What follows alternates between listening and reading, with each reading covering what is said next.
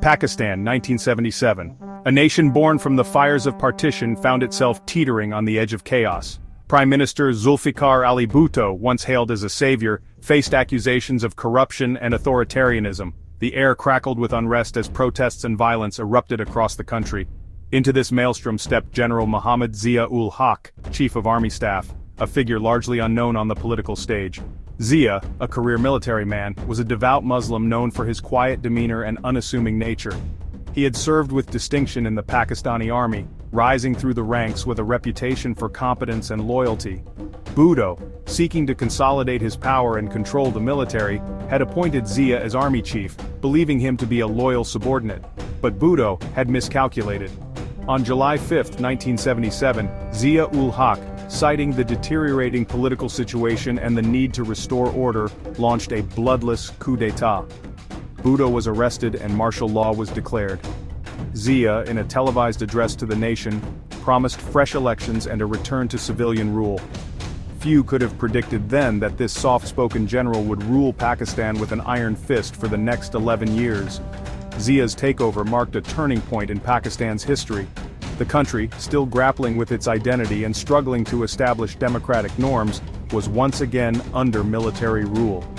Zia's rise to power set in motion a chain of events that would profoundly shape Pakistan's political, social and religious landscape for decades to come. In the immediate aftermath of the coup, Zia moved swiftly to consolidate his authority. Political opponents were silenced, the press muzzled, and dissent met with swift retribution. Yet Zia also understood the need for legitimacy. He promised a return to democracy, but only after a period of Islamic reform to cleanse Pakistani society of what he saw as corrupting Western influences.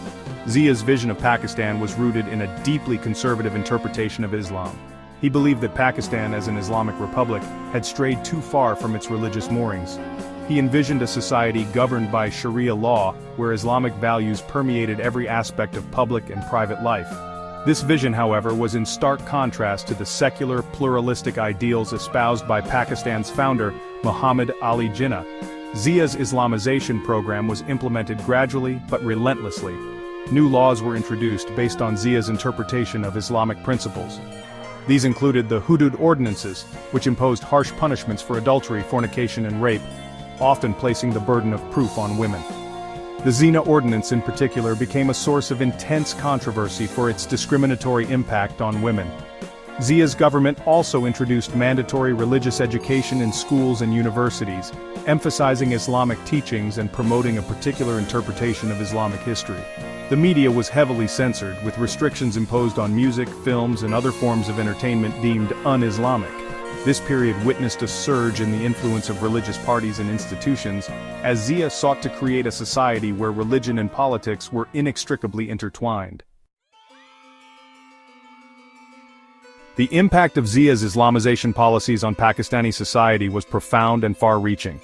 Traditional social norms were reinforced, and the role of women in public life was significantly curtailed.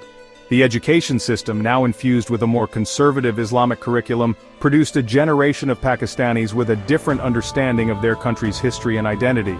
The Hudud Ordinances in particular had a devastating impact on women. Accusations of adultery or fornication, often based on flimsy evidence, could lead to severe punishments, including stoning to death. Human rights groups documented numerous cases of women imprisoned, flogged, or even sentenced to death under these laws. The Zina Ordinance in particular was criticized for being easily manipulated to target women, especially in cases of rape or sexual assault. Zia's emphasis on Islamic law and morality also led to a rise in religious intolerance. Minority groups including Christians, Hindus, and Ahmadis faced increased discrimination and persecution. The Ahmadis in particular were declared non-Muslim and subjected to systematic persecution, with laws passed that specifically targeted their community. Zia's Islamization program fundamentally reshaped the social fabric of Pakistan. While proponents argued that these changes were necessary to create a more just and moral society, critics argued that they represented a regression into intolerance and extremism. The legacy of these policies continues to be debated in Pakistan today, with ongoing efforts to reform discriminatory laws and promote greater religious tolerance. The social and political landscape of Pakistan underwent a dramatic transformation under Zia's rule. His Islamization policies, while ostensibly aimed at creating a more pious and virtuous society, had far-reaching consequences that extended well beyond the realm of religion. The changes Zia wrought went to the very heart of Pakistan's identity, shaping its political discourse, social norms, and relations with the wider world. One of the most significant impacts of Zia's reforms was the increased role of religion in public life.